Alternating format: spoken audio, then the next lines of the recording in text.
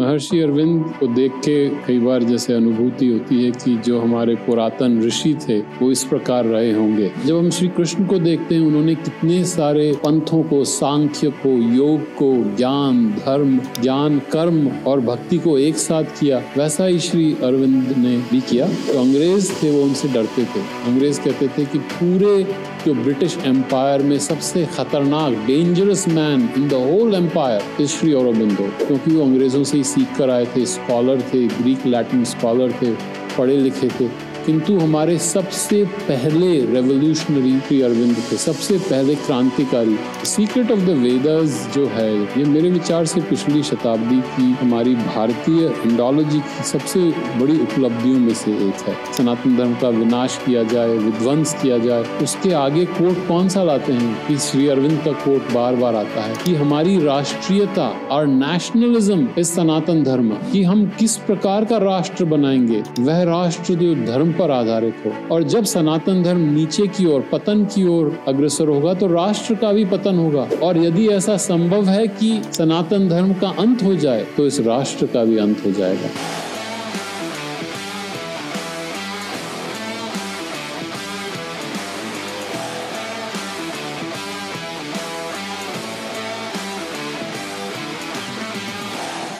My honor to be here and thank you very much. Let me have the pleasure of shaking you by the hand, as a Brit would say. नमस्ते, आप सभी का स्वागत है आज के इस टीजेडी पॉडकास्ट में। और आज हमारे साथ एक बहुत ही विशेष अतिथि हैं। आपको साथ परिचय कराता हूं डॉक्टर परीक्षित सिंह से। नमस्ते। स्वागत है आपका परीक्षित जी। मैं आपको बता दूं डॉक्टर परीक्षित सिंह जी के बारे में कि आप वैसे तो प्रोफेशन से मेडिकल डॉक्टर हैं और फ्लोरिडा में रहते हैं, लेकिन आपका अध्यात्म में बहुत ही योगदान है, रुचि है आपकी। विशेषकर से महर्षि अरविंद के बारे में आपका बड़ा अच्छा अध्ययन है और एक फाउंडेशन भी चलाते हैं और वेद करके, जो कि पंचकुला और जयपुर में गरीब बच्चों को प्रशिक्षण देती है। स्वागत है आपका परीक्षित जी। नमस्ते। बात करेंगे आज महर्षि अरविंद के बारे में कि हम चाहते हैं कि महर्षि अरविंद के बारे में जो उनका जो बहुत ही जो गहरा ज्ञान है भारतीय अध्यात्म के बारे में, उससे भी जयपुर डायलॉग्स की जो ऑडियंस है उसको परिचित कराया जाए। तो अब सबसे पहले जब बताएं, जब महर्षि अरविंद जो हैं, जो उन्होंने जो उत्तरपाड़ा व्याख्यान दिया था, दी फेमस उत्तरपाड़ा स्पीच, और उसमें उन्होंने ये कहा था कि जो सनातन धर्म का उत्कर्ष है वही भारत का उत्कर्ष है जी। और उनको सनातन धर्म की प्रेरणा भी जब वो अपनी क्रांतिकारी गतिविधियों के कारण जब जेल में थे तो वहाँ उनको उसकी अनुभूति हुई थी, वहाँ से उनको प्रेरणा मिली थी। तो थोड़ा महर्षि अरविंद का परिचय दें और उसके बाद फिर उनका जो गहरा अध्ययन है, जो उनकी जो गहरी शिक्षाएं हैं, उनके बारे में बात कर लेंगे। जी, महर्षि अरविंद को देख के कई बार जैसे अनुभूति होती है कि जो हमारे पुरातन ऋषि थे वो इस प्रकार रहे होंगे, क्योंकि हम उनको जान नहीं सकते कैसे थे। बड़े बड़े ऋषि थे हमारे, वशिष्ठ, विश्वामित्र, और उनके बाद श्री कृष्ण, और इस महान चरित्र आए हमारे पूरी सभ्यता में। तो किस प्रकार हम जाने कि वो किस प्रकार के लोग रहे होंगे। सो श्री अरविंद को देखकर लगता है कि वो इस प्रकार के ऋषि रहे होंगे जो कवि थे, जो महान लेखक थे, महान विचारक थे, दार्शनिक थे, और उन्होंने सभी विधाओं पर एक बहुआयामी प्रकार से हर बात पर, हर विधा पर लिखा, किंतु सबको एक साथ जोड़ दिया, समग्र कर दिया। यह उनकी महानता है। इंटीग्रल। सो उसको इंटीग्रल योग कहते हैं। जी, उसको पूर्ण योग। सारे जो विभिन्न योग थे उनको हठ योग से लेकर राजयोग, कर्म योग, भक्ति योग, आप वेद ले लीजिए, वेदांत ले लीजिए, तंत्र ले लीजिए, आप बुद्ध धर्म ले लीजिए, आप प्री सोक्रेटिक जो ग्रीक थिंकर्स थे, नए जो उबरमेंश जो नीचे ने बताया, एवोल्यूशन की बात होती है, लिंग्विस्टिक्स, उनको सबको एक साथ एक दर्शन में लाना, यह उनकी महानता है। और जब हम श्री कृष्ण को देखते हैं, उन्होंने कितने सारे पंथों को, सांख्य को, योग को, ज्ञान, धर्म, ज्ञान, कर्म और भक्ति को एक साथ किया, वैसा ही श्री अरविंद ने भी किया, और होना भी था क्योंकि श्री कृष्ण उनके गुरु थे, वो श्री कृष्ण को अपना गुरु मानते थे। तो उनको अलीपुर जेल में श्री कृष्ण के दर्शन हुए, नारायण का उन्होंने नाम दिया, और यह वेदांतिक अनुभूति थी कि सब कुछ श्री कृष्ण ही हैं, जो बाहर है, जो दृश्य हैं वो श्री कृष्ण है, जो दृष्टा हैं वो श्री कृष्ण है, सब कुछ श्री कृष्ण है। और उस भाव में उन्होंने सारा अपना कर्म श्री कृष्ण में अर्पित कर दिया, और उनमें एक ऐसा भाव आया कि श्री कृष्ण अब स्वयं मुझे मेरे जो भी मार्ग है वो उसमें चलाएंगे। और श्री कृष्ण ने उनसे कहा कि तुझे कुछ नहीं करना है, तू निमित्त रह, मैं करूँगा सब कुछ। अलीपुर जो कांड हुआ था उसके बाद एक बहुत बड़ा केस हुआ था, जिसमें जो अंग्रेज थे वो उनसे डरते थे। अंग्रेज कहते थे कि पूरे जो ब्रिटिश एम्पायर में सबसे खतरनाक, dangerous man in the whole empire is Shri Aurobindo, क्योंकि वो अंग्रेजों से ही सीख कर आए थे, स्कॉलर थे, ग्रीक लैटिन स्कॉलर थे, पढ़े लिखे थे। किंतु हमारे सबसे पहले रेवोल्यूशनरी श्री अरविंद थे, सबसे पहले क्रांतिकारी। और मैं यहाँ पे केवल अहिंसा की क्रांति की बात नहीं कह रहा हूँ, उन्होंने एक पूरा प्रोग्राम दिया था बिपिन चंद्र पाल के साथ। पूर्ण स्वराज की जो उन्होंने बात की, स्वदेशी की बात की, आत्मनिर्भरता की जो आप बात करते हैं, वो उनके द्वारा दी गई थी। और पूरा उन्होंने एक प्रोग्राम दिया कि किस तरह भारत स्वतंत्र होगा। तो जब वो अलीपुर जेल से जब बाहर आए तो उनको इसका निमंत्रण दिया गया कि उत्तरपाड़ा में वो आएं और कहें। और क्योंकि उन्होंने सब कुछ श्री कृष्ण को समर्पित कर दिया था, तो उनके दिमाग में कुछ था ही नहीं, उनको पता भी नहीं था कि मैं क्या कहूँगा। किंतु वहां आकर उन्होंने केवल श्री कृष्ण को नमन किया, और जो भी मुंह से निकला वो एक निमित्त बनकर जो भी निकला। और उसमें उन्होंने इतनी गहरी बातें कही जो आज भी हम सनातन धर्म में जिसको उद्धृत करते हैं, कोट करते हैं, आप देखिए ट्विटर में उसका सबसे जो बात कही गई है कि सनातन धर्म का विनाश किया जाए, विध्वंस किया जाए, उसके आगे कोट कौन सा लाते हैं कि श्री अरविंद का कोट बार बार आता है कि हमारी राष्ट्रीयता, और नेशनलिज्म इस सनातन धर्म, कि हम किस प्रकार का राष्ट्र बनाएंगे, वह राष्ट्र जो धर्म पर आधारित हो। और जब सनातन धर्म नीचे की ओर, पतन की ओर अग्रसर होगा, तो राष्ट्र का भी पतन होगा। और यदि ऐसा संभव है कि सनातन धर्म का अंत हो जाए, तो इस राष्ट्र का भी अंत हो जाएगा। तो पहली बार उन्होंने जो नेशनलिज्म, राष्ट्रीयता को इतना बृहद रूप दिया, इतना विशाल बना दिया। एक तो यह है कि मैं अपने घर के लिए लड़ रहा हूं, किंतु अब मैं सारे विश्व के लिए लड़ रहा हूं। मैं सनातन धर्म जो सतत है, जो हमेशा से चला आ रहा है, जिसका कभी अंत नहीं हो सकता, उसके लिए लड़ रहा हूं। तो एक नया भाव, एक नई उत्कंठा आती है, एक नया उत्साह आता है। और ये मेरे विचार से उनका सबसे महान योगदान हमारी राष्ट्रीयता के प्रति जो इंडिपेंडेंस स्ट्रगल में उन्होंने दिया। उसके बाद फिर पौंडीचेरी चले गए, किंतु उन्होंने राष्ट्र से कभी अलग नहीं हुए कि केवल, और उन्होंने कहा भी कि केवल बाहरी रूप से स्वतंत्र होना स्वातंत्र्य नहीं है, physical independence is not enough. उन्होंने 1910 में कह दिया था, Indian freedom is assured. Shri Krishna ने मुझसे कह दिया है भारत स्वतंत्र होगा, किंतु किस प्रकार से स्वतंत्र होगा, what will be the nature of the freedom, that is what I am worried about. और उन्होंने लिखा कि बोल्शेविज्म आएगा, गुंडा राज आएगा, हम किस प्रकार की आजादी हमारी होगी। और अगले 40 साल उन्होंने इसी पर कार्य किया और हमारा स्वधर्म ढूंढा। स्वराज्य से, स्वधर्म के बिना स्वराज्य का क्या अर्थ। तो भारत का क्या स्वधर्म है, क्या आध्यात्म होना चाहिए, हमारा जीवन राजनीति किस प्रकार की होगी, हमारी शिक्षा प्रणाली कैसी होगी, हमारी संस्कृति, हमारा समाज किस प्रकार होगा।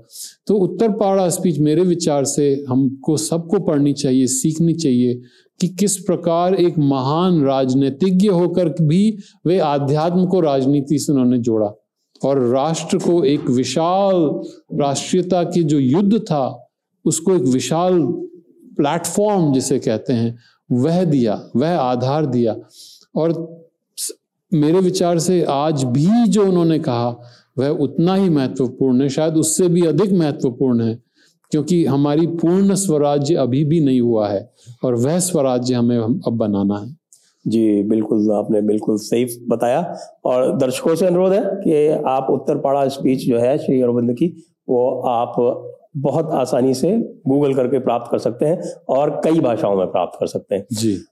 तो ये कहना क्या उचित होगा कि जब उन्होंने अपना अध्यात्म की यात्रा आरंभ की, तो वो किसी एक परिभाषा में नहीं बांधे जा सकते। उनको कहें कि केवल वो वेद या केवल वेदांत या वेदांत में केवल द्वैत या केवल अद्वैत, इसमें किसी में बंधे हुए थे, या सांख्य में, या इस प्रकार से वे एक समग्र दर्शन के हामी थे। जी जी। और उनका सौंदर्य यह है कि आप किसी भी आप पंथ में हो, आप अपने आप को श्री अरविंद के पंथ में पूर्ण योग में मान सकते हैं। और वो बार बार कहते थे, जैसे उनका एक शिष्य था कि वो भक्ति में उसका ध्यान था बहुत, उसको भक्ति सरलता से आती थी।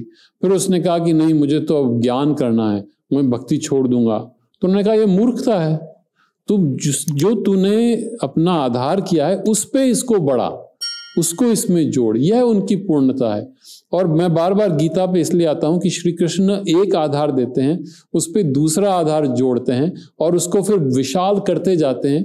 अगर आप सांख्य दर्शन के आपको पसंद है तो भी आप गीता समझ सकते हैं। उन्होंने सांख्य दर्शन को इतना विशाल कर दिया, योग को इतना विशाल कर दिया।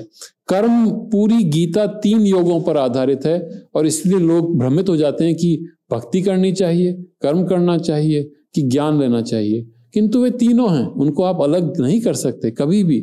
यह श्री कृष्ण का इतनी महानता थी। मैं कहता हूं कि श्री अरविंद ने भी उन्हीं से जो ज्ञान प्राप्त किया, वो उसी राह पर उन्होंने सबको जोड़ा। और श्री कृष्ण ने भी वेद और वेदांत को एक साथ लाए, क्योंकि चौथे अध्यात्म में 24वां जो श्लोक है गीता में, उन्होंने ब्रह्म को ब्रह्म अग्नि से जोड़ा और उसी ब्रह्म को ब्रह्मार्पणम, ब्रह्म हविर, ब्रह्माग्नौ ब्रह्मणाहुतम, सब कुछ ब्रह्म है। तो देखिए, वेदवाद को उन्होंने वेदांत से एकदम लाके उस प्रतीक को ज्ञान से जोड़ दिया। वही श्री अरविंद ने किया, विभिन्न पंथ को सबको एक साथ जोड़ के एक समग्र योग हमें दिया, जिसे वे पूर्ण योग कहते थे। तो आप किसी भी पंथ में हो, आप दूसरी विधाओं को, दूसरे योग पद्धतियों को अपने साथ जोड़ सकते हैं और आप और बड़े हो सकते हैं। अपने आप को संकीर्ण बनाने से क्या होगा, क्योंकि इनका जो कोर है, जो उनका केंद्र है, वह तो एक ही है और वो वेद से हमारे साथ आता चला गया है। एकम सत, एकम तद अद्भुतम। सो वह सत है जो सभी पूरे ब्रह्मांड में एक सत है। तो आप किसी भी पंथ को ले लें, वह सत से अलग नहीं होता। यह बहुत बड़ा ज्ञान उन्होंने हमें दिया और इसी प्रकार, इसी कारण मुझे लगता है कि यह श्री अरविंद का युग है, क्योंकि पूर्णता हमारे सभी ज्ञान की जो अलग अलग आयाम हम छांटते हैं, वो एक होकर उस बहुआयामी व्यक्तित्व में हमको सीखने को मिलता है कि हम सब आयाम किस प्रकार हमारे अपनी बुद्धि को किस प्रकार बढ़ा सकते हैं। और हमें अब इस जो मॉडर्न टेक्नोलॉजी आ रही है, जो आर्टिफिशियल इंटेलिजेंस आ रही है, हम ऐसा उस पर निर्भर नहीं हो सकते, हमें हमारी बुद्धि जगानी है। इसके लिए पूर्ण योग बहुत आवश्यक है। वैसे तो श्री अरविंद का जो पूर्ण साहित्य है वो इतना विशाल है कि हम बहुत सारे दिनों तक, महीनों तक उसके ऊपर चर्चा कर सकते हैं जी। लेकिन चूंकि आपने जो उल्लेख किया कि वेदों से उन्होंने आरंभ करके और उनके साथ सारा समग्रता स्थापित की, तो उनकी एक पुस्तक है सीक्रेट ऑफ द वेदास। आप उनकी उसकी थोड़ी सी आज बात कर लेते हैं जी। मुझे लगता है कि इस प्रकार की चर्चाएं आगे भी होंगी और आगे जो उनके और ग्रंथ हैं उनके बारे में चर्चा करेंगे। तो ये जो सीक्रेट ऑफ द वेदास है और उसमें वो आरंभ करते हैं ऋग्वेद की पहली ऋचा से जी। ओम अग्निमीले पुरोहितम यज्ञस्य देवम मृत्युजम होतारम रत्नदात्मम। मेरा वैदिक उच्चारण नहीं है तो दर्शकगण मुझे इसके लिए माफ करें। तो ये जो अग्नि का जो प्रयोग आता है, तो अग्नि जो है हर मंडल में आरंभ जो है वो अग्नि से होता है जी। ऋग्वेद के जो 10 मंडल हैं उसमें 10 मंडलों में आरंभ की जो सारी ऋचाएं हैं वो अग्नि पर केंद्रित है जी।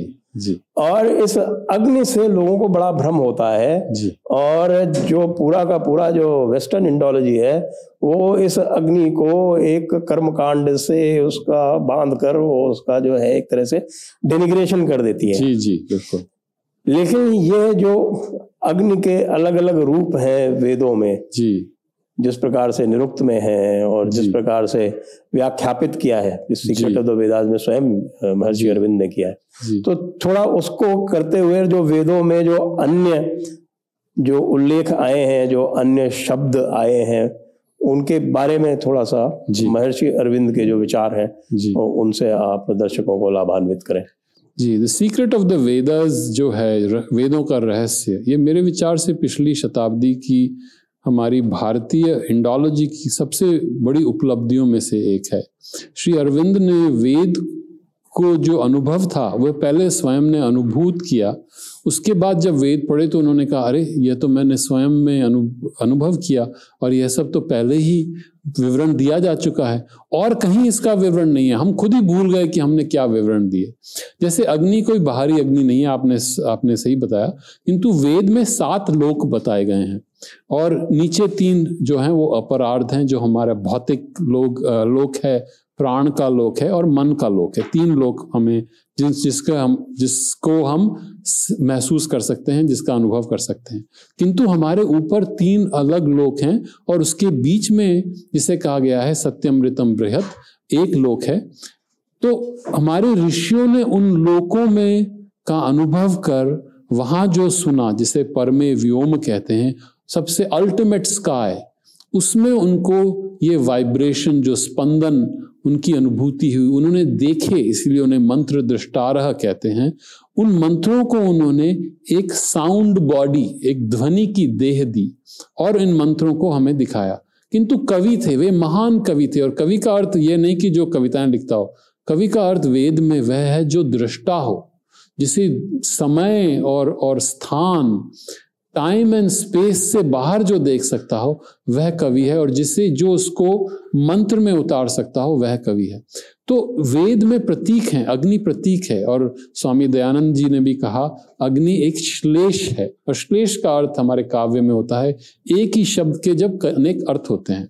तो भौतिक अलंकार, श्लेष अलंकार, तो भौतिक रूप में अग्नि एक बाहरी अग्नि है। किंतु आप देखिए हमारी संस्कृति में अग्नि कितनी आती है, प्राण के स्तर पे देखिए, जठर अग्नि, क्रोध अग्नि, काम अग्नि, ये बार बार आता है, पश्चाताप अग्नि।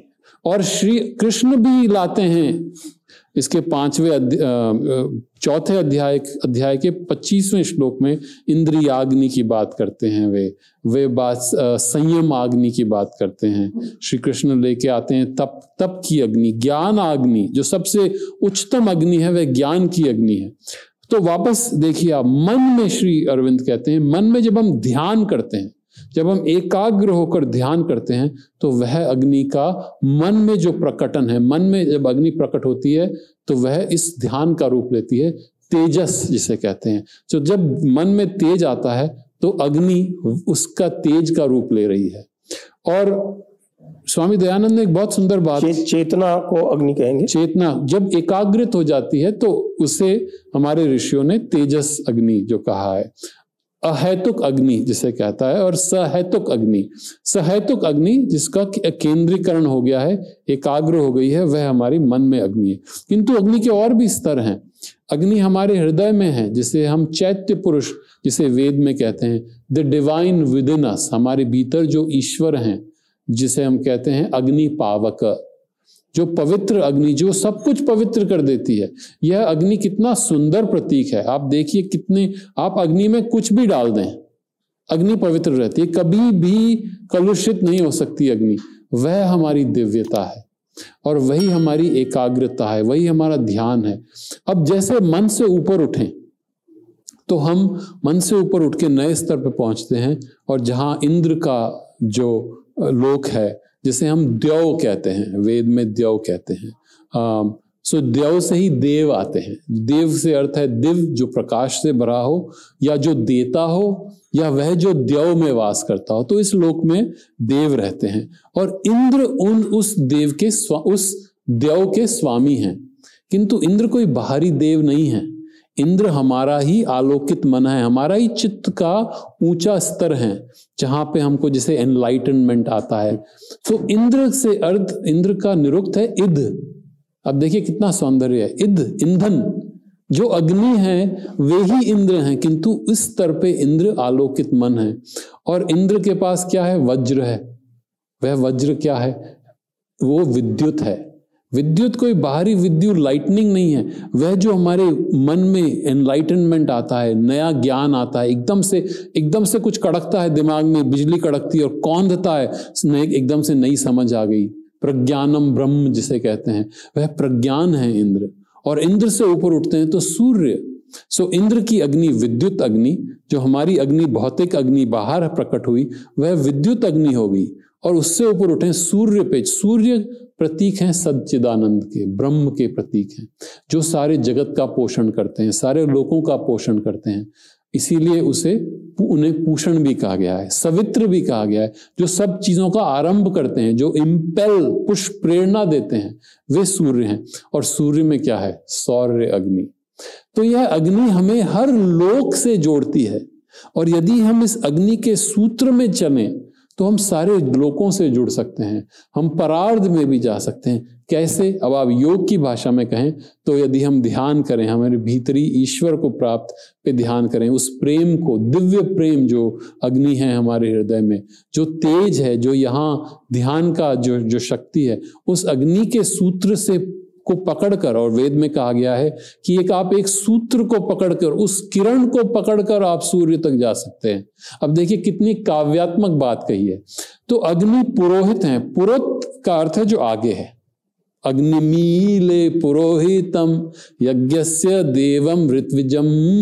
सो यह थोड़ा जो आप वेद में उच्चारण करते हैं और उसमें स्वरित हैं, अलग अलग स्वर को ऊपर उठाते हैं, नीचे अनुदात उदात स्वरित। तो अग्नि पुरोहित हैं, जो हमारे आगे हैं, पुरत हमारे नेता हैं, अग्रे नेतारः। तो क्या हमारे योग में क्या कैसे आगे हैं? वह ध्यान हमें आगे ले जा रहा है, वह प्रेम हमें आगे ले जा रहा है। हमारे सारे जीवन में जो अध्वर्य है, अध्वर्य का अर्थ केवल यज्ञ नहीं है, अध्वरम का अर्थ है यात्रा। तो योग एक यात्रा है, यज्ञ एक यात्रा है। इसमें अग्नि हमारे नेता हैं, अग्रे नेतार। और पुरोहित भी हैं, ऋत्विजम भी हैं। ऋत्विक का अर्थ केवल एक कोई पंडित नहीं है। ऋतम जो है वह सत का प्रकटन है। जब सत अपने आप को प्रकट करता है सारी जगत में, आप ही देखिए सब ऋतम है। जो ऑर्डर जिसे कहते हैं, कॉस्मिक ऑर्डर, कॉस्मिक लॉ, ये ऋतम है। तो सत को आप कहें हमें तो सत नहीं दिख रहा, तो आपको ऋतम दिख रहा है। ऋतु जिससे आती है, राइट जिससे आती है, सारे चांद सितारे चल रहे हैं, अणु चल रहे हैं, सब एकदम पूर्णता से, समग्रता से चल रहा है, यह ऋतम है। तो ऋत्विजम, जिसको ऋतम का आनंद है, वह ऋत्विक है। तो अग्नि को ऋतम का आनंद है। हम जब ध्यान में जाते हैं तो हमें उस ऋतम का, सतऋत का आनंद है। और सत्यम ऋतम बृहत एक जो हमारा स्तर है उसका वर्णन किया गया है।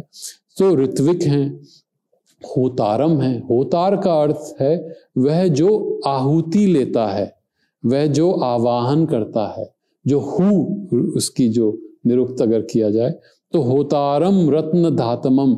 ये रत्न बाहरी रत्न नहीं है, ये आध्यात्म के रत्न हैं। इसका सौंदर्य, भीतर जो प्रकाश है, भीतर जो दिव्यता है। तो अग्नि पे तो आप एक उपन्यास, एक बड़ा महाग्रंथ लिख सकते हैं, किंतु मेरे विचार से यह एक थोड़ा सा परिचय। और यज्ञ जो है जी, ये यज्ञ वो विधा है जी, जो आपके जड़ और चेतन को मिलाने का जो उद्योग है, जी, वो यज्ञ है। यज्ञ तो इतना सुंदर प्रतीक है सर। यज्ञ का अर्थ है, एक प्रकार से यदि हम देख लें, एक अर्थ दिया गया है विष्णु। सो ईश्वर स्वयं यज्ञ हैं। उस यज्ञ में हम अपने आप को अर्पण कर रहे हैं। सब कुछ जो हमारा है वह अर्पण करते हैं, और अर्पण करने का भाव भी अर्पण कर देते हैं कि यह मेरा है। इदम न मम, यह सब तेरा है। क्योंकि जगत कहाँ से, अगर आप पुरुष सूक्त में जाएं तो पुरुषोत्तम ने अपने योग से, अपनी तपस्या से यह जगत बनाया। तो समझ यह है कि यह सब ईश्वर का है। जैसे ये समझ आ गई तो मेरा तो कुछ नहीं है, इदम न मम, जो तेरा है मैं तुझे अर्पण कर रहा हूं। सो यज्ञ का अर्थ अपने होने का भाव भी मैं अर्पित करता हूं। ये मैं अस्मिता का जो भाव है यह भी तुम्हें अर्पित करता हूं।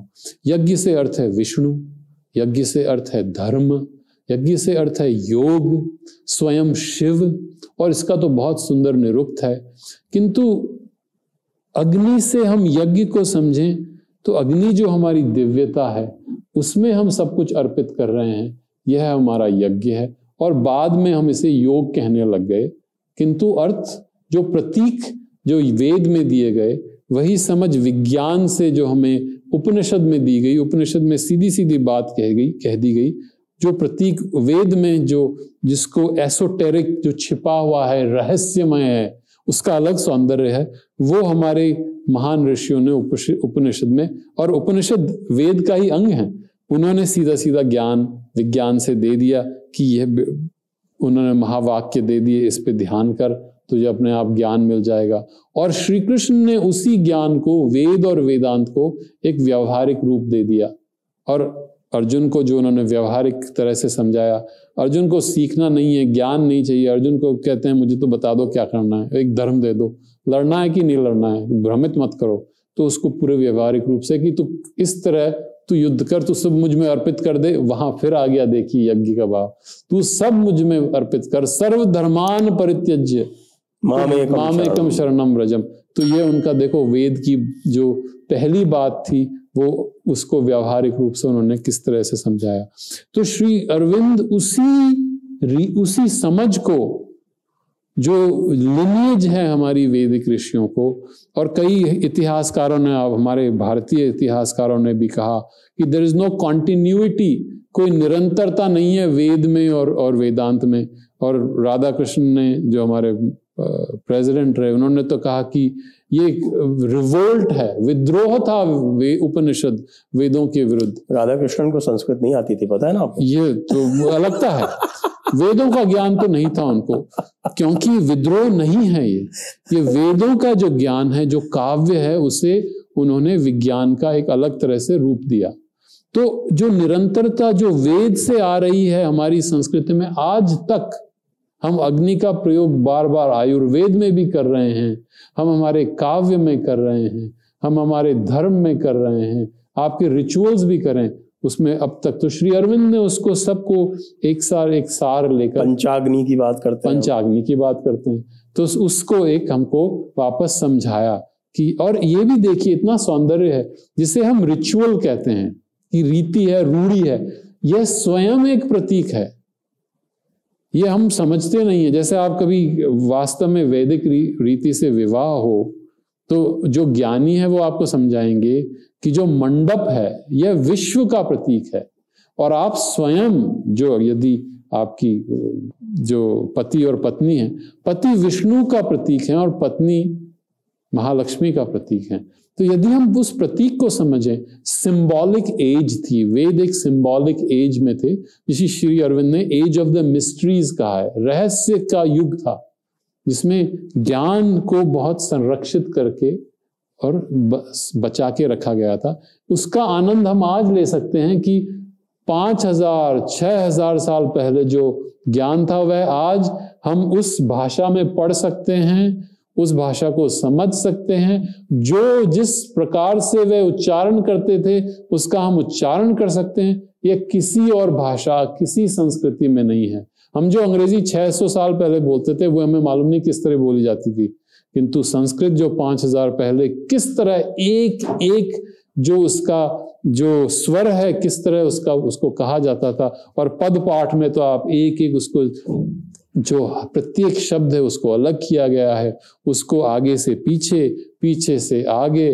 और हमारे तो इतने प्रकांड पंडित थे जो 100 प्रश्न एक साथ उसमें लेकर उसको उसकी स्मृति करके और उस वेद को का व्याख्यान कर सकते थे और उसका उच्चारण कर सकते थे। तो ये बहुत बड़ी उपलब्धि है।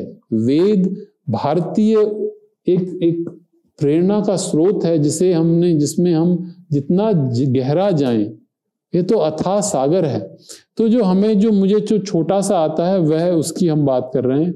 इसमें तो कितनी गहराई में हम जा सकते हैं। या तो मैं कहूँ कि हम अटलांटिक ओशन मैंने एक जगह मैं गया और मुझे पता पड़ गया। इसकी तो अथाह, इसका तो जो बृहत्ता है वह उसकी तो बात ही, आप पूरा जीवन लगा दें तो भी आप वेद का एक छोटा सा अंश जानेंगे। तो यदि हम इसको इस परिप्रेक्ष्य में यदि हम आगे ले जाते हैं और जो मुख्य जो सूक्त वेदों में कहे गए हैं उनकी थोड़ी बात कर लेते हैं जी। तो जो सबसे अधिक प्रभावी और सबसे अधिक उल्लिखित जो सूक्त है वो संभवतः नासदीय सूक्त है। जी जी। और नासदीय सूक्त की जो कल्पना है वो बिल्कुल मतलब ऐसा लगता है उसको कई बार पढ़ के कि आप जो है वो परा के स्तर पर पहुंच गए हैं। बिल्कुल बिल्कुल।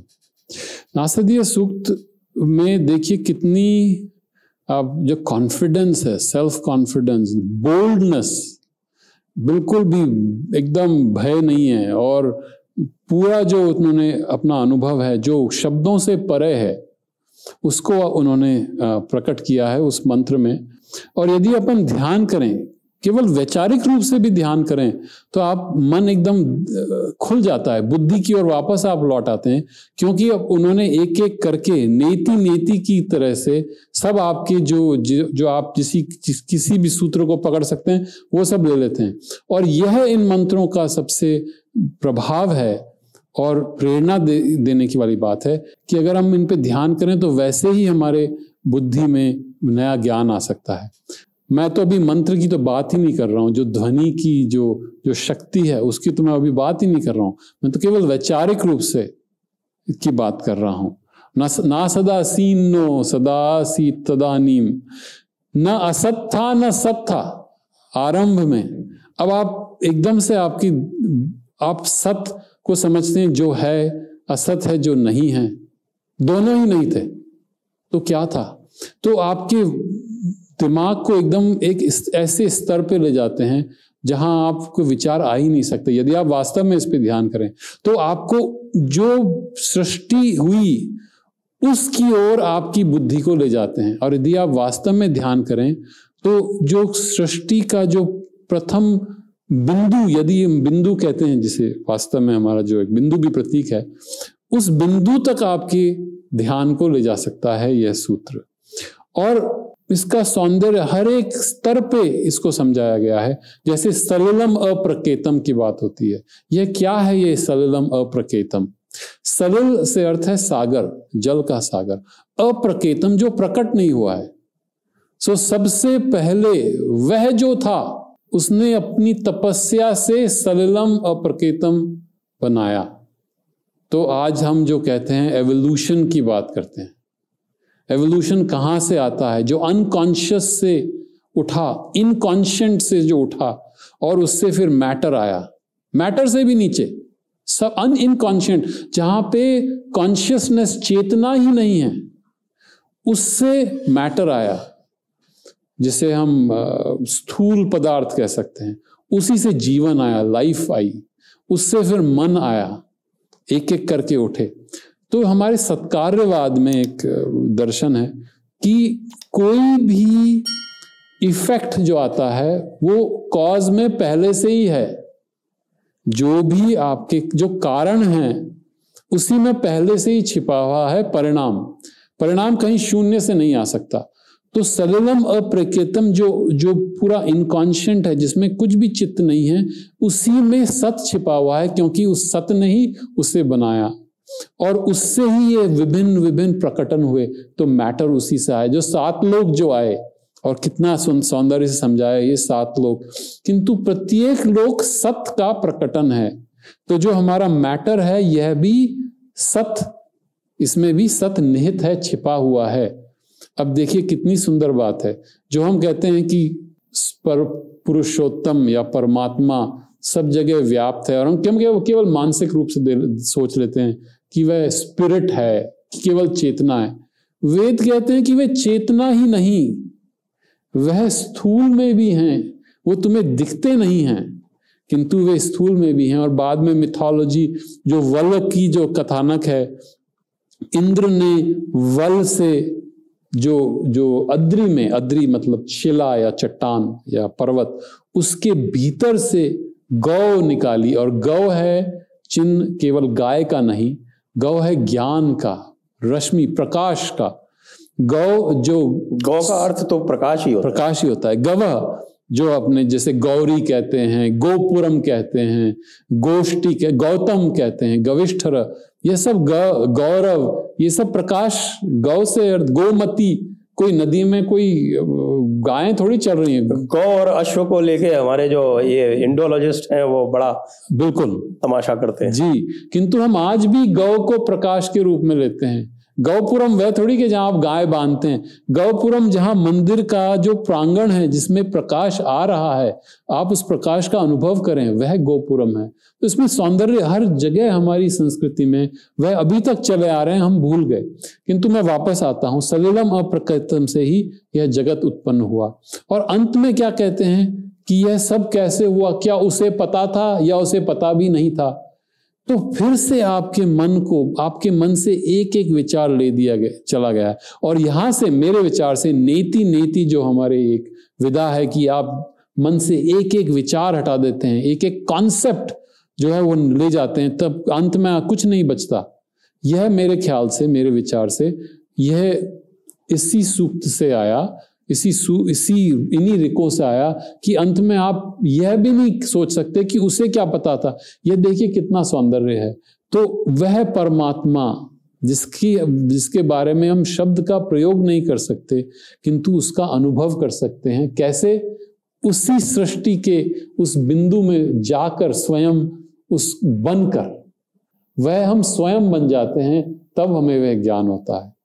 तो डरते नहीं थे, कोई घबराहट नहीं थी। जो ईश्वर से जो हम डरते हैं नए नए पंथों में, बाद वाले पंथों में, उनमें तो you have to fear God, you have to fear God. इसमें गॉड से फियर नहीं है, इसमें तो हम सीधे परमात्मा के पास जाते हैं।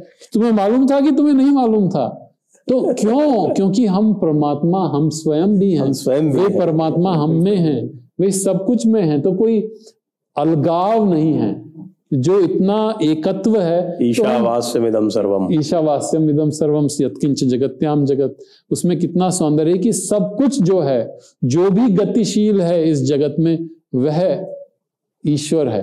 तो हम बार बार एक उस नई, जिसे हम क्या कह सकते हैं, सिंगुलैरिटी, अब उसकी हिंदी में सर्वता कह सकते हैं, एकीकरण, यूनिटी कह सकते हैं, ये बार बार हमारे वेदांत में, वेद में हमें मिलता है। वैसे वेद में भी उसको एक नहीं कहते, उसको अद्वैत बोलते हैं जी।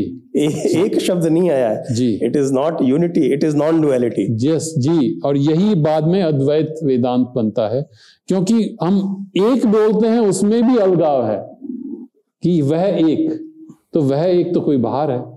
किंतु हम कुछ कह भी नहीं सकते उसके बारे में, क्योंकि कहना भी अद्वैत का भाव है, वह अद्वैत है। तो इसमें इसका सौंदर्य हम जितना देखें एक एक सूत्र में, और नासदीय सूक्त तो बहुत ही सौंदर्य से भरा हुआ है।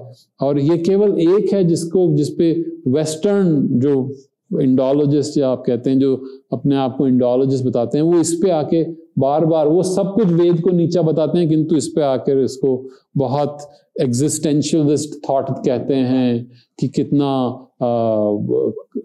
हमारा विचार कितना आगे बढ़ा हुआ था, क्योंकि वे इसको नीचा नहीं दिखा सकते। जो डेप्रिशिएशन करते हैं वो इस पे नहीं कर सकते, इसलिए ये बहुत महत्वपूर्ण है। किंतु ये 10वें मंडल में आया है। हमें पहले जो 9 मंडल हैं उनका जो सौंदर्य है, उसका जो रहस्य है, वह नहीं भूलना चाहिए। नासदीय जो आखिरी मंडल है, उससे पहले यदि हम जाएं तो उनका रहस्य का अपना सौंदर्य है, और उसे हमें नहीं भूलना चाहिए। हम हिरण्यगर्भ के सूक्त में जाते हैं, पुरुष सूक्त में जाते हैं, और ये सब महत्वपूर्ण है। किंतु अग्नि सूक्त जो पहला है, उसका अलग सौंदर्य है। जो सोम का जो पूरा मंडल है 9वां, उसका अलग सौंदर्य है। सरस्वती इनका अलग, इंद्र का, जो अग्नि के बाद किसकी आप किस देव के पास जाते हैं? इंद्र के पास। उसके बाद में अन्य देव आते हैं। तो अग्नि आपको इंद्र से जोड़ते हैं, जो आपका ही उच्चतम आलोकित मन है। तो इसमें तो सब एक दूसरे से देव जुड़े हुए होते हैं और किस स्तर पर? एकम सत के स्तर पर। किंतु हरेक का अपना अस्तित्व है। तो ये मोनोथीइज्म नहीं है, ये एक ईश्वर कोई बाहर बैठे हुए हैं, ऊपर बादलों पे बैठे हुए हैं जो आपको नंबर दे रहे हैं, तो ये पॉइंट प्लस पॉइंट माइनस, ऐसे नहीं है। कई बार मोनिज्म कहते हैं, ये मोनिज्म भी नहीं है, ये मोनिज्म से भी आगे है, नॉन ड्यूअलिज्म है। और इसको कभी कभी लगता है कि इसको कुछ कहना भी, इसमें क्या कहें, ये शब्दों से परे है, क्योंकि तो केवल अनुभव में ही इसका ज्ञान हो सकता है। किंतु क्योंकि हमें शब्दों का प्रयोग करना है, तो नॉन ड्यूअलिज्म। जो शब्दों के प्रयोग की बात आती है, तो जो आधिदैविक स्तर पर वेदों की भी बड़ी बड़ी महत्ता है जी। हमारे यहाँ बहुत सारे सूक्त हैं, देवता हैं, देवताओं का वर्णन है, देवताओं के शब्द चित्र बुने गए हैं जी। पूरे वेद में देवताओं के शब्द चित्र हैं जी। सूक्त हैं, बड़े बड़े देवी सूक्त हैं, नदी सूक्त हैं जी। इस प्रकार के अग्नि सूक्त जैसे हैं, तो उनको आधिदैविक रूप में भी उनका काफी वर्णन आता है जी जी। तो ये कहना कहाँ तक उचित है? कई बार लोग कहते हैं कि साहब के वेदों में जो है वो मूर्ति पूजा नहीं है, शब्द चित्र क्या मूर्त रूप में नहीं है? अवश्य। तो हमें यह भी जानना चाहिए कि मूर्ति स्वयं एक प्रतीक है, किंतु हमारे और वेद से ही आता है कि हम उस प्राण को उस मूर्ति, उस प्रतिमा में प्रतिष्ठित कर सकते हैं। हमारे लिए मूर्ति एक कोई फॉर्म नहीं है। जब तक हम आध्यात्मिक रूप से उस शक्ति को उसमें केंद्रित न कर लें, और मूर्ति प्रतिष्ठान जो प्रतिष्ठित करते हैं, वह उसका अर्थ यही है। वेद में जो फॉर्म को त्यागा नहीं गया है, जो वेदी है, उसका जो आर्किटेक्चर है, उसकी मैथमेटिक्स है, उसी से आगे तंत्र आता है, उसी से आगे यंत्र आता है। वह यंत्र कहाँ से आया? वैदिक जो गणित है वह कहाँ से आया? तो हमने निराकार को महत्वपूर्ण कर साकार को नहीं त्यागा। यह सौंदर्य है आध्यात्म का, यह सौंदर्य है सनातन धर्म का, क्योंकि वह निराकार भी है, वह आकार भी है, वह सत भी है, असत भी है, और उससे भी परे है। जैसे श्री कृष्ण कहते हैं कि मैं व्यक्त भी हूं और अव्यक्त भी हूं, और मैं इन सब से परे भी हूं। तो जो हम मन से अपनी बुद्धि से समझना चाहते हैं, वे बुद्धि से बार बार परे जाते हैं। थोड़ा सा यहाँ पर क्लैरिफिकेशन लूंगा आपको। जैसे शब्द उपयोग आता है निराकार जी, अनाकार नहीं कहते हैं जी, निराकार कहते हैं जी जी। तो निराकार में सारे आकार सम्मिलित हैं जी। निराकार में सारे आकार समाहित हो जाते हैं जी। ये कहना उचित कह सकते हैं, बिल्कुल, क्योंकि नेगेशन नहीं है, वेद है एफर्मेशन। सारी जो हमारी जीवन में सब कुछ है, उसको सबको सम्मिलित करना, उसका सार ले लेना, और उस सार में उस तत्व को, उस सत्य को जान लेना, यह है वेद का अर्थ। तो वेद आकार को त्यागते नहीं, शब्द को त्यागते नहीं। कब लोगों ने महान स्वामी दयानंद स्वयं ही कहते हैं कि शब्दों की शैली है, शिल्प क्रिया है, शिल्पकार है, तो वही मंत्र को उन्होंने कहा। किंतु इससे आगे लें, और हमारे जो महान योगी रहे हैं, श्री रामकृष्ण परमहंस, श्री अरविंद, उन्होंने कभी प्रतिमा को त्यागा नहीं। श्री अरविंद को तो महाकाली, आदि शंकर ने भी नहीं त्यागा। उनके जो स्रोत हैं वो तो जी, और देवी सुंदर हैं, उनके स्रोत हैं, और उन्होंने तो पूरा तंत्र का जो आपका ज्ञान है जी, वो तो अत्यंत अद्भुत है। तो हमारे जो इस पे तो अलग सौंदर्य लहरी, जैसे सौंदर्य लहरी कितनी सुंदर है। तो हमने तो आकार को भी योग बना दिया। आकार की जो विज्ञान है उसको यंत्र बनाकर, यंत्र क्या है? आकार ही तो है। तंत्र क्या है? जो फॉर्म है उसको ही योग बना दिया। और तंत्र में तो जो शक्ति है, जो मैनिफेस्टेशन है, जो प्रकटन है, उसको शिव से भी ऊपर माना गया है, उन्हें शिव से भी ऊपर माना गया है। तो जो श्री अरविंद ने उस तंत्र को लिया और वेदांत को लिया, और उनको मिलाकर एक पूर्ण योग का जो हमें समझाया वह हमारी पूरी संस्कृति में है। हमने किसी बात का बहिष्कार नहीं किया, किसी को नहीं त्यागा। जहां भी सौंदर्य है, जहां भी सत्य है, क्योंकि यहां भी सत्य है, अभी हमने कहा कि यहां भी अद्रि में भी सत्य है, तो इसको क्यों त्यागें, किंतु इसमें से सत्य हम निकाल सकते हैं। और वे कैसे निकाल सकते हैं? यह पूरी जो वल का जो कथानक है, जो पणीस हैं वेद में, उन्होंने जाके इंद्र ने अद्रि में से भी गौ को निकाला। यह तो बहुत गहरी बात है और श्री अरविंद इस पे बार बार कहते हैं और कहते हैं कि जो आगे जो उद्विकास होगा मानवता का, हम नई चेतना को जो जब तक पहुंच कर ही इन समस्याओं को सुलझा सकते हैं। हम पुरानी चेतना जो बटी कटी, जो द्वैत में हमारे जो मनस है, उससे हम इन समस्याओं का अस्तित्व का समाधान नहीं कर सकते। और यही पूरा भारतीय दर्शन है। श्री अरविंद ने पश्चिमी दर्शन से भी कुछ लेकर और उसको भी व्याख्यापित किया है। जैसे कि डार्विन का जो एवोल्यूशन आता है उसको भी उन्होंने जो और जो टाइम की या जो समय की जो काल की गणना है, जैसे फेल्ट टाइम का एक कॉन्सेप्ट जो वो करते हैं, वो कुछ पश्चिमी विचारक भी करते हैं, उसको उन्होंने अंगीकार किया है। उसके बारे में कुछ बताएं। जी, उन्होंने पाश्चात्य दर्शन से कई उबरमेंश जो नीचे का कॉन्सेप्ट था, उबरमेंश ओवरमैन, आदमी के आगे अब नई स्पीशीज, नई जाति आएगी। तो अब ईश्वर का तो समापन कर दिया नीचे ने कि गॉड इज डेड। और वो गॉड जो है वो कुछ पंथों का गॉड है, जिसमें कोई बाहरी एक ईश्वर, कोई गॉड बना हुआ है जो आपको नंबर देगा, जो आपको स्वर्ग में डालेगा, जो नरक में डालेगा और सदा के लिए नरक में डाल देगा। यह इस प्रकार का गॉड था। तो नीचे ने तो उनको दर्शन में ही उनको खत्म कर दिया, अंत कर दिया कि दैट गॉड इज डेड। और बात भी सही है, दर्शन के हिसाब से वह गॉड का अस्तित्व सेल्फ कॉन्ट्रडिक्टरी है। उसका समझ आप ध्यान से देखें कि जो सब जगह है वो नरक में क्यों नहीं है? जो सबसे प्रेम करता है वह अपने पुत्र को, पुत्रियों को, अपनी मानवता को, कुछ आत्माओं को किस प्रकार इटर्नल हेल में डाल सकता है? तो ये सेल्फ कॉन्ट्रडिक्टरी है। पर नीचे ने कहा उबरमेंश, एक नया मानव आएगा। श्री अरविंद ने उसको और बढ़ाया, क्योंकि नीचे का जो उबरमेंश है वह आसुरिक है, किंतु श्री अरविंद का जो सुपरमैन है वह आध्यात्मिक है।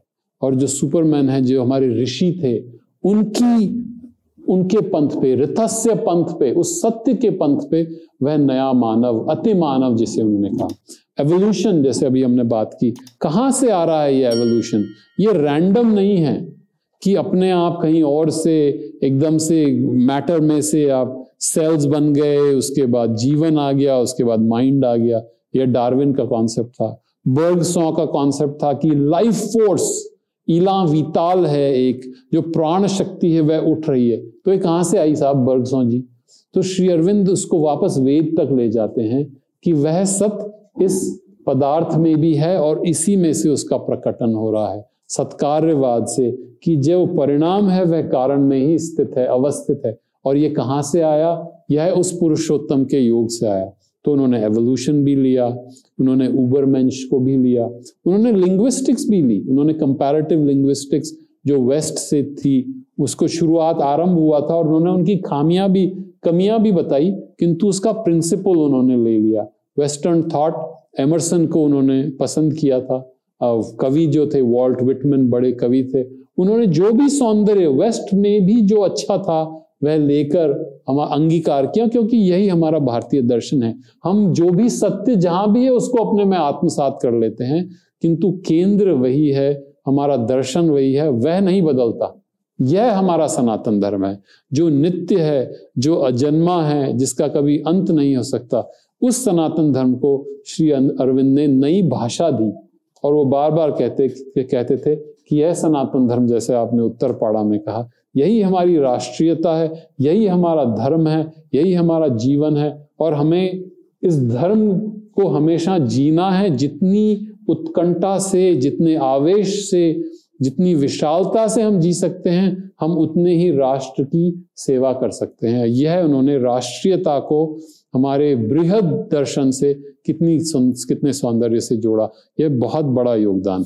आजकल एक बड़ी प्रवृत्ति हो गई है कि जब सनातन धर्म की बात करते हैं तो जो सनातन धर्म के जो हमने 3 जो स्तर बताए उसको छोड़ के और खाली भौतिक में भी केवल एक बड़ा ही एक सीमित जो दायरा है, जो कुछ समाज के जो अवधारणाएं हैं जी, और जिनके बारे में हमें पता भी नहीं कि वो वास्तव में थी या नहीं थी, और हमारे ऊपर थोपी गई हैं या वास्तव में थी, उसके बारे में कोई जानकारी है नहीं, कोई एविडेंस भी नहीं। उसको लेके और एक होता है कि आपके सनातन धर्म को समाप्त होना चाहिए। हाँ, तो देखिए, हर एक युग में सनातन धर्म का नया प्रकटन होगा, तो इस युग में भी सनातन धर्म का नया प्रकटन होगा। तो पिछले युग में क्या था, उसका एक छोटा सा, आपने जैसे पेड़ खिला, पेड़ की पत्तियां आई, कुछ पत्तियां इस वर्ष आई, अगले पत्तियां अगले वर्ष सूख जाएंगी, आप काट दें, किंतु जो वृक्ष है उसका अंत नहीं होता।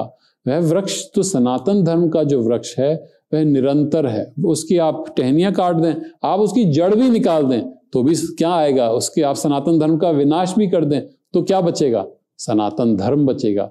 क्योंकि सनातन धर्म ही वह है जो इस जगत में सब कुछ को जोड़ता है। यह हमारी समझ है। इलेक्ट्रॉन में उस इलेक्ट्रॉन को प्रोटॉन की से कौन जोड़ता है, सनातन धर्म। यह इसका रितम है। यह जो चांद सितारे जो सबका जो हम सीखते हैं, सूर्य के चारों ओर पृथ्वी घूम रही है, यह किस गुरुत्वाकर्षण क्यों है, यह धर्म रितम की ओर से है। हमें किसने रख रखा है, हमारी कोशिकाएं, हमारे सेल्स किस प्रकार से एक साथ संचालित हो रहे हैं, यह रितम से है। तो हमारे ऋषियों ने बहुत ज्ञान से, बहुत ध्यान से इसको देखा, इसको जो ऑब्जर्वेशन जिसे है इसका किया, और उन्होंने वह सत्य प्राप्त किया। वह सनातन धर्म है। तो आप उस कुछ रीतियों से, कुछ प्रथाओं से उसको जोड़ना चाहें तो यह जो जोड़ते हैं उनकी मूर्खता है, और इनका जो उत्तर देते हैं, यदि वह ये नहीं समझते तो उन्हें समझना चाहिए और गहराई से कि सनातन धर्म वास्तव में क्या है। क्योंकि यदि हम सनातन धर्म को वास्तव में जीना शुरू कर देंगे तो यह छोटी छोटी जो आक्रमण हो रहे हैं ये अपने आप ही छिटक कर इनका समापन हो जाएगा। हमें यह चाहिए कि हम इस सनातन धर्म को, हम इस सत्य को किस प्रकार और गहराई से, तेज से अंगीकार कर सकें। और महर्षि अरविंद की जो विकास की अवधारणा है, जो आपने आरंभ में कहा था, वो समग्र विकास की अवधारणा है जी। जबकि आजकल हम देखते हैं कि जब हम बात करते हैं विकास की, तो विकास का अर्थ एक ही होता है जी, कि जीडीपी बढ़ जाएगी या हमारी आर्थिक विकास हो जाएगा जी। लेकिन विकास तो कुछ और ही है। बिल्कुल। और उन्होंने तो उद्विकास की बात की थी। तो विकास, आध्यात्म के बिना राष्ट्र का विकास नहीं हो सकता, जो उत्तरपाड़ा में कहा था उन्होंने। बिल्कुल कहा था। ये अगर धर्म गया तो ये राष्ट्र का समापन हो जाएगा। अगर ऐसा संभव है कि सनातन धर्म का अंत हो गया तो यह राष्ट्र का भी अंत हो जाएगा। तो कितनी साफ रूप से उन्होंने स्पष्ट रूप से बात कह दी। तो हमारी जो शिक्षा प्रणाली है उसको हमें बदलना होगा। आप जो कार्य कर रहे हैं, बार बार लोगों को, नई पीढ़ी को सिखा रहे हैं, वह हमें वापस उस सनातन धर्म को लोगों के विचार में लाना होगा। क्योंकि हमारा विचार भी स्थूल हो गया है, सूक्ष्मता नहीं है, बृहत्ता नहीं है। हम किस प्रकार एक दूसरे से बात कर रहे हैं। तो आपने जो प्लेटफॉर्म बनाया है जिसपे लोग डायलॉग कर सकें, उसको प्रसारित कर सकें, यह बहुत आवश्यक है। हमारे तो शास्त्रार्थ होता था, शास्त्रार्थ में तर्क वितर्क नहीं होता था। शास्त्रार्थ में तुम्हारा क्या सत्य है और मेरा क्या सत्य है, मेरा क्या अनुभव है, मैं बताता हूं, तुम बताओ। और दोनों एक दूसरे को अत्यंत आदर पूर्वक देखते थे कि किसका सत्य बृहद है। और आदि शंकर ने इसी प्रकार जो मंडन मिश्र से जो शास्त्रार्थ हुआ था वह तर्क पे नहीं था, वह सत्य के आधार पे था। तो राष्ट्र को वापस उस सनातन धर्म को अंगीकार करना चाहिए। ये छोटे छोटे जो किस प्रकार जो मच्छरों की जो भिन भिन हो रही है, इस पे ध्यान न देकर, हालांकि आपको अगर उसको भी आपको एक ताली बजाकर मिटाना है तो करना होगा, उसका विरोध भी आवश्यक है, किंतु गहराई से इस सनातन धर्म को समझना होगा। और जब हम समझने लगेंगे, हमें एक गौरव होगा कि हमारा राष्ट्र, हमारी संस्कृति किस ऊंचाई पर थी।